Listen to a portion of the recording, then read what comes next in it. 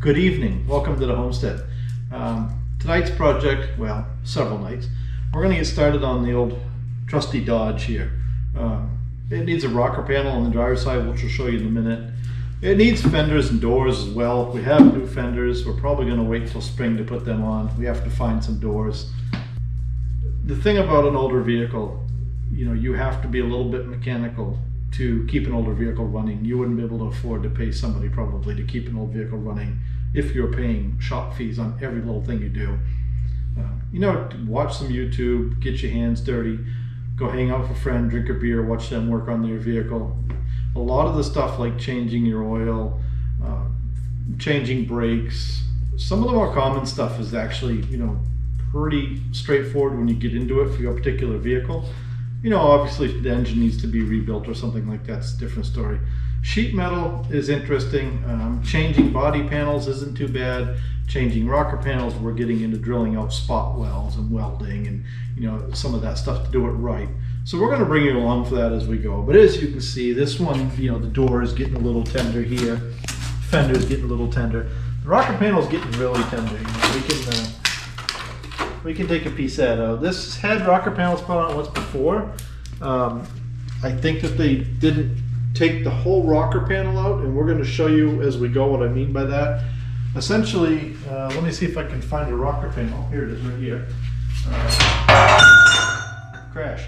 This is the new rocker panel. So you can see how much we have to take apart to get that in there. It goes in under the fender, it goes back there. So to do this whole rocker panel, we have to take the fender and the door off.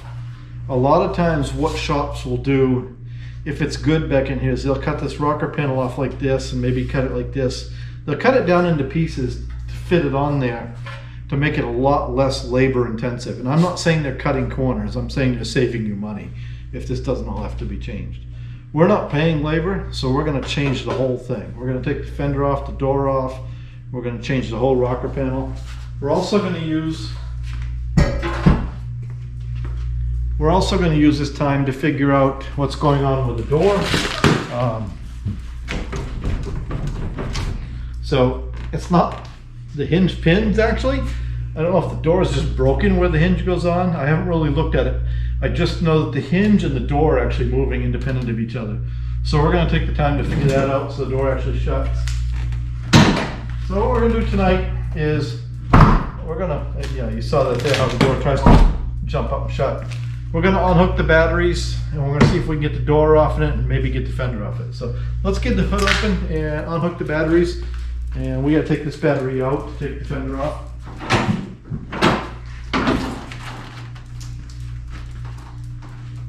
13mm.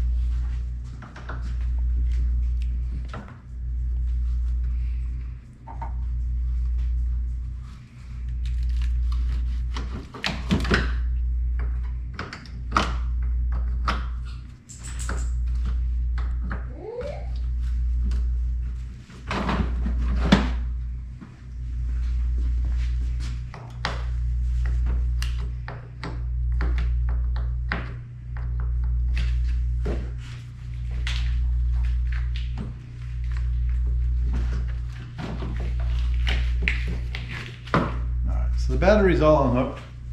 We're going to figure out what we have to do to get this door off. We have to take the door panel off, I know. We've done the other side previously. So there's a whole pile of electrical wires in here. They go between the cab and the door.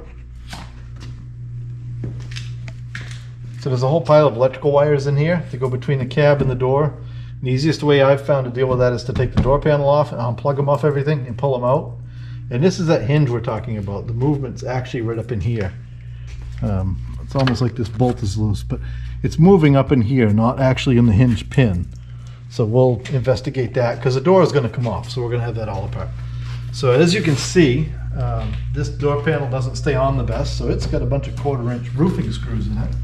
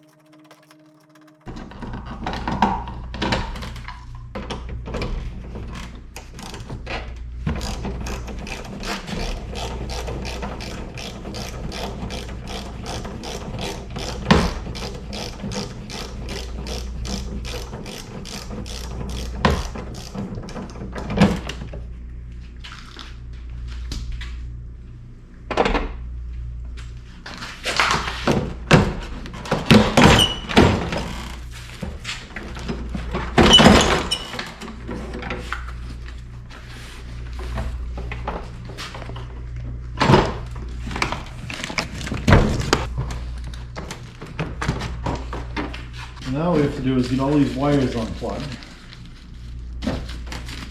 so that we can pull them back out through.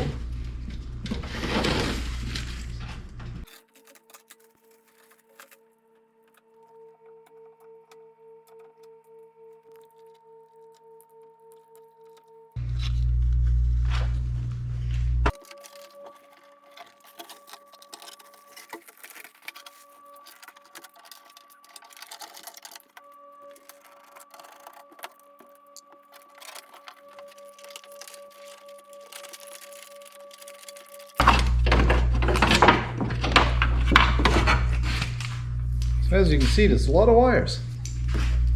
We're just gonna hang them over the steering wheel. I'll put it away somewhere where they maybe won't fall down while we're working. I believe the door is 13mm. We're gonna get a ratcheting wrench.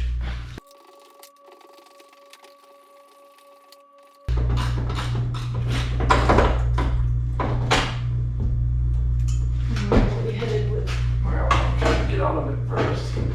Probably back here somewhere.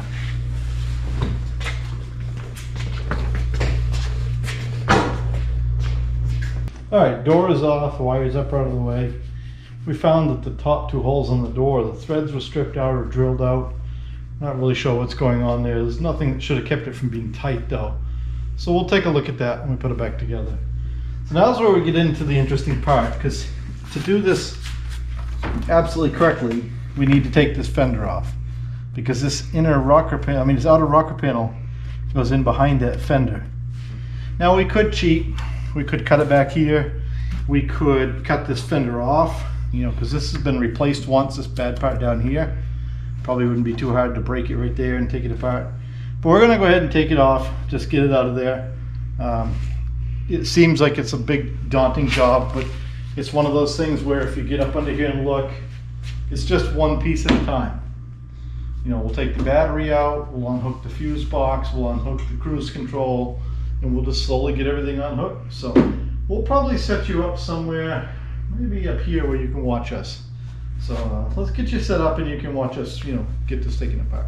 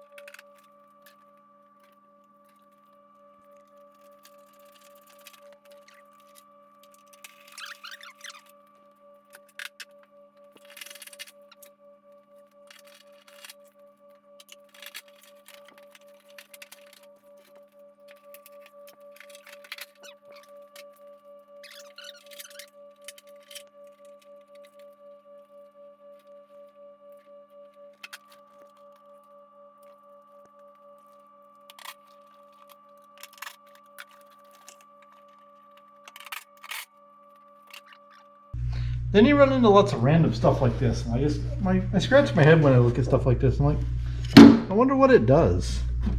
It's hooked to a line that goes to vacuum. Now this truck has a vacuum pump because it's a diesel. So it's hooked to that, and it's got vacuum there, and it's got a wire hooked into it. So it's got to be some kind of vacuum sensor, but I don't know why. I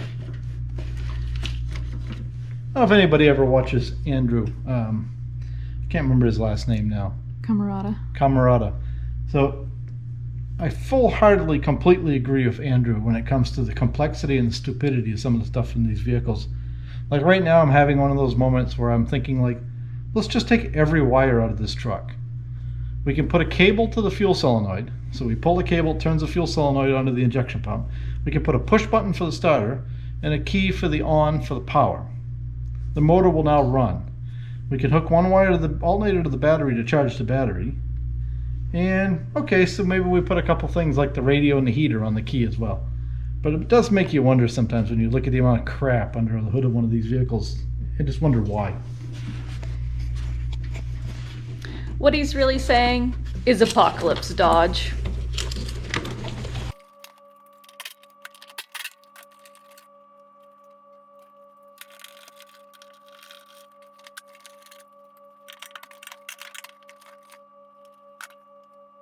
So there's a handful of bolts we have to get. We don't want to take this one because on the Dodge the hood is hooked to the cab. So the hood's going to stay right there. No alignment, no anything.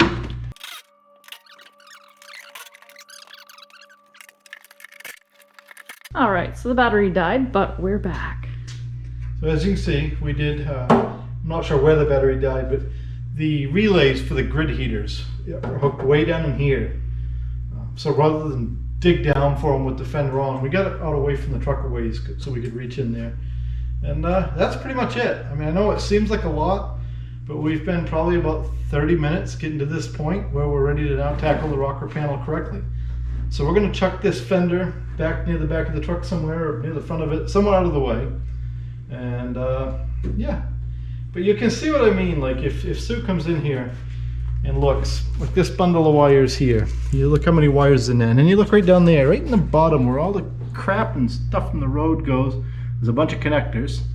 There's just a ton of wiring. I mean, this truck has a whole computer, and if you really look at this truck, it's a standard transmission. It's a mechanical injected diesel. It has 12 volts to the injection pump to tell it it's okay to run, which opens the fuel solenoid. It has 12 volts to the starter to make it turn over. The only thing the computer really does in this truck that I can tell is monitor the temperature and turn the grid heaters on for a period of time and adjust the alternator or control the alternator charging. So it's just one of those things. It just amazes me how much crap there is in one of these vehicles. It doesn't really need to be there.